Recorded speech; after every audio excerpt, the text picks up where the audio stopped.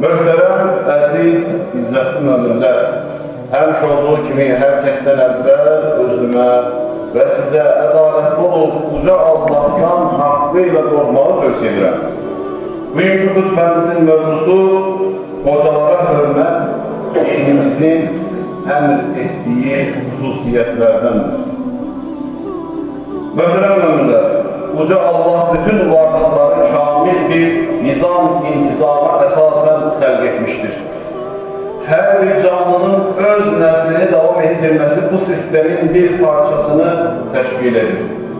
Həyata yeni qədəm qoyan hər canlı zəif, aciz və himayəyə möhtac halda dünyaya gəlir, sonra inkişaf edərək yetkinləşir, zaman keçdikcə güclənir və nəhayət yaşa dolu qocalır. Qocalıq və yaşlanma həyatın danılmaz həqiqətidir. Dünya həyatının fani, insanın aciz, ölümün şəksiz, şübhəsiz olduğunu göstərən bu həqiqət, uca yaradanın baqi və qüdrətinin sonsuz olduğunun da apaçıq dəlilidir. Buna işarə edən uca Allah Quran-ı Kərimin Yasin suresinin 68. ayəsində belə bəyan etmişdir. Estağfirullah billah ve men nu'ammirhum nakishu fil halq efela yaqilun. Herkese uzun ömür versek, onu xilqətcə dəyişib tərsinə çevirərik, başqa şəklə salarıq. Belə ki, qüvvəsini alar, gözünün nurunu aparar, hafizəsini zəiflədib bildiklərini unutdurar, özünü də uşaq kimi edərik. Məgər kafirlər bütün bunları gördükdən sonra Allah'ın hər şeyə qadir olduğunu dərk etməzlərmi? Əziz möminlər, bugünün gəncləri sabahın yaşlıları və qocalarıdır. Bugün malik olduğumuz gənclik, sağlamlıq və güc, qüvvəti ömür boyu qoruyabilməyəcəyimiz bir gün qocalığın bizi taqətdən salacağı hər birimizə apaçıq aydındır. Bu qanun, uca Allah tərəfindən qoyulan bu qanun həyatda heç kəsdən yan keçməyəcək. Bir gün özümüzün də qocalacağımızı bildiyimizə görə yaşlılara, xüsusilə ata və analarımıza, nənə və babalarımıza qarşı ehtiramla davranmalı, bu işlə övladlarımıza və gənclərimizə nümunə olmalıyıq. Peyğəmbər sallallahu aleyhi və səlləm daim qocalara hörmət göstərməyi və onların nəvazişlə davranmağı tövsiyə etmiş, bir şey verdikcə əvvəlcə onlara təklif etməyi, hər bir işdə onları önə keçirməyi buyurmuşdur. Böyüklərə hörmətsizlik, kiçiklərə kobudluq edənin kamil mümin sayılmayacağını Allah'ın elçisi sallallahu aleyhi ve sellem bir hədis-i şərifində belə vurgulamışdır. Kiçiklərimizə mərhəmət etməyən və böyüklərimizə hörmət göstərməyən bizdən deyildir.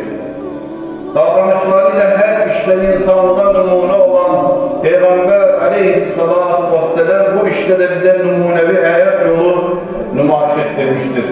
O, valideynləri vəfat etdikdən sonra onu himayə edən, müşriklərin hücumlarından qoruyan əmsi Əbu Talibə xüsusi hörmət bəsləmiş, həmişə ona yüksək ehtiram göstərmişdir. Əsrlər arasında özünə süd analığı etmiş Sümeyyəni tanımış, illər keçsə də Sümeyyə radiyallahu anhə qocalsa da dərhal onu azad etmiş və hədiyyələr verərək yola salmışdır. Allah'ın elçisi sallallahu aleyhi ve sellem bildirmiştir ki, yaşlılara kömək və qulluq edən şəxs qocaldıqda Rəbbimiz də ona qayğı göstərən və yardım edən birini bəxş edər. Sözün bu yerində bir ağsaqqal dəstəmaz alır, çox çətinliklə dəstəmaz alır, su qabını əlində əsir su qabı titrəyir. Bu anda bir gənc görür onu uzaqdan və qaçaraq onun yanına gəlir.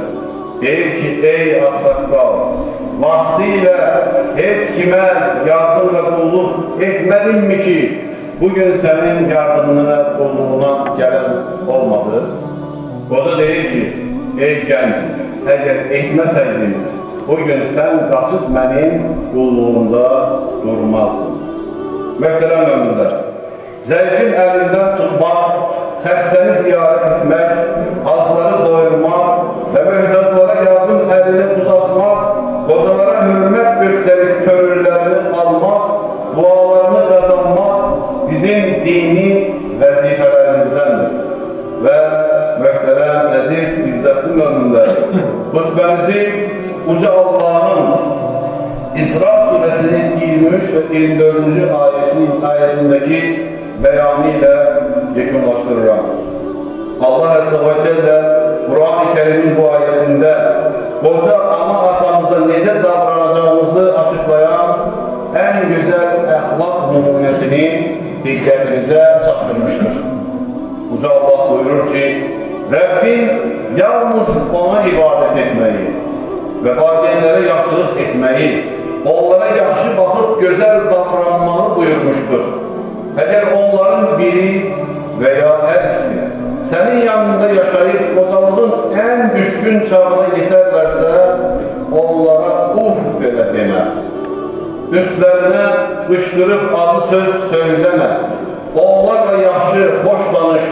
Onların hər ikisinə acıyaraq, mərhəmət kanadının altına alıb, ey Rabbim, onlar məni körpəliyimdən nəvazişlə tərbiyə edib, bəslədikləri kimi sən də onlara rəhmət et, de.